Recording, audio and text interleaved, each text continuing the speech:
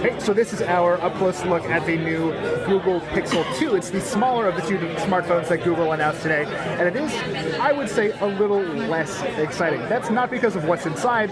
Again, we have a 12.2 megapixel camera that is optimized to work with Google's machine learning technology, a fingerprint sensor around the back, USB Type-C. This is an aluminum hybrid build, although you'd never really be able to tell because it does, for the life of it, feel just like a really sturdy polycarbonate with a glass window up top for your wireless connections to power through. But on the front, we sort of understand why this is the smaller, less expensive, and maybe less exciting Pixel. So this is a 5-inch cinematic HD display, but it obviously is not curved, and it just does stop at the top and the bottom, just like our traditional smartphone does. So none of that beautiful edge-to-edge stuff, none of those curved edges that you would find on the Google Pixel 2 XL. But we do have an incredibly fast device. There's a Qualcomm Snapdragon 835 chipset here. I haven't played around with it too much, but in most of the apps that I fired up, things do run very, very quickly.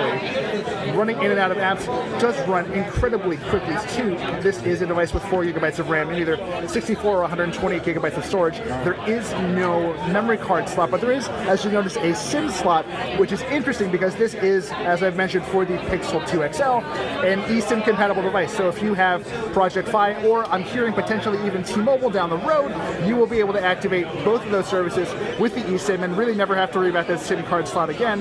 That said, all devices have the eSIM and the SIM slot, so if you're traveling, it's pretty easy to pop open that slot, throw SIM in, and just sort of have a good time with it. I have been playing with the camera a little bit more, which is actually very, very interesting. So this, as mentioned, is a 12 megapixel camera, and you know me, I'm not a great photographer, and you know how these things work.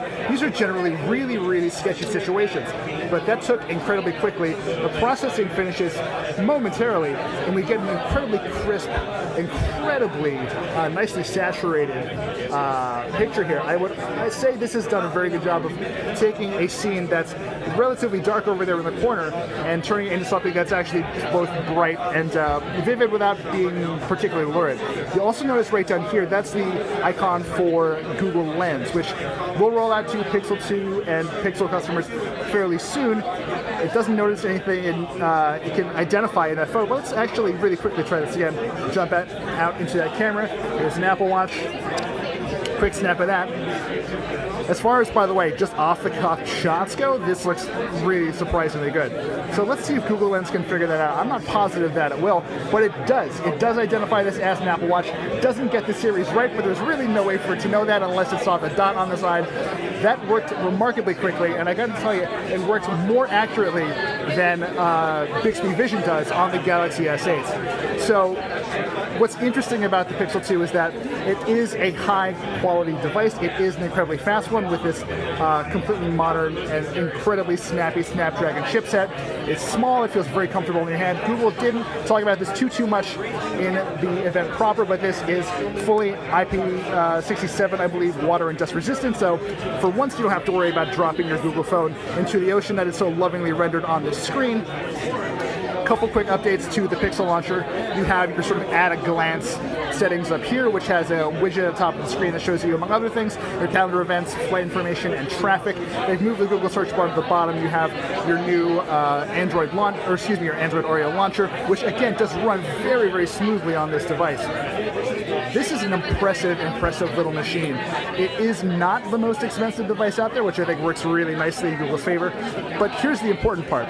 This hardware is excellent, but more important is the incredible power inherent to Android Oreo, and more importantly, Google's machine learning technology that's basically baked into the fabric of this device. So we're going to take a little bit more time to play with this. This has been our first look at the Google Pixel 2. Stay tuned for more.